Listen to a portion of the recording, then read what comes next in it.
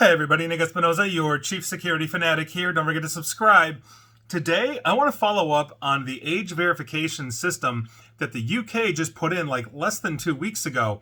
The numbers are already in, and this thing sucks. Now, this was easily predictable. I talked about this in my last podcast video, radio segment, etc., on why this was security theater. And essentially, what we thought was going to happen is exactly what happened, because things like VPN usage to circumvent the UK has absolutely blown up. Proton VPN alone reported an 1,800% spike in UK signups, and 5 of the top 10 free apps on the App Store for the iPhone were VPNs in the United Kingdom. So obviously, people are trying to circumvent this. On top of it, we are now seeing the fallout from all of these various sites that have to put the age verification stuff in. So users in the UK now need to basically submit a selfie or government ID to access things like Reddit communities about stopping drinking or smoking, periods, menstrual cycles, craft beers, sexual assault report, and documentation of war, all those kinds of things that Reddit is known for. On top of it, Spotify now has verification checks if a music video has been tagged as 18 plus. If you're going on X or Twitter, if you want to look at war footage or protest videos in the UK, you've got to give Twitter, aka Elon Musk's platform, your identification.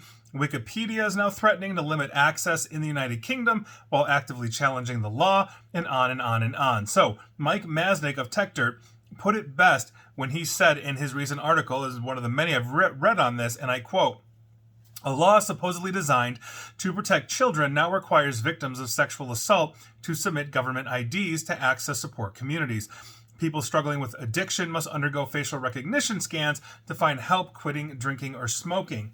The UK government has somehow concluded that access to basic health information and peer support networks poses such a grave threat to minors that it justifies creating a comprehensive surveillance infrastructure around it." End quote. And he's completely right. That's exactly what they are doing here. And this was the privacy issue that I mentioned in that past video a couple weeks ago. This is a problem.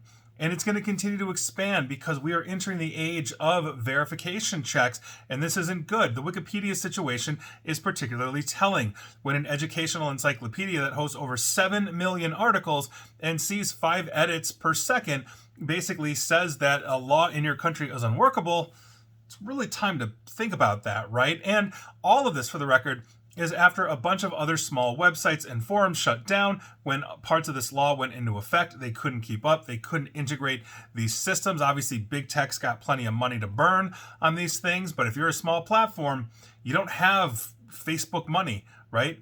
And that's just what happens, right? It's what happens when you regulate the internet, as if it's all just Google and Facebook and all of that. The tech giants absorb the costs. Everybody else gets screwed. So this is not good. The results are in, and for the amount of children that have been protected from, going to an adult website or whatever it is, we have massive privacy violations in the name of security theater happening to basically anybody that's over the age of 18 in the United Kingdom that actually wants to go online.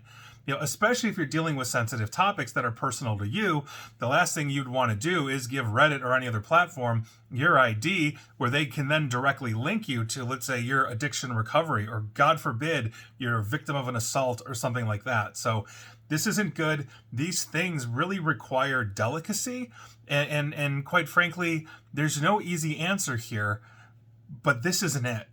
And so I hope the UK reconsiders. We'll see what happens here, but I don't think this is going away anytime soon. What I do think is going to happen is the UK will continue to adjust and change this law, making carve-outs and exceptions completely on the fly as opposed to thinking it through ahead of time. And even if they did think it through ahead of time, they wouldn't cover every basis. So here we are.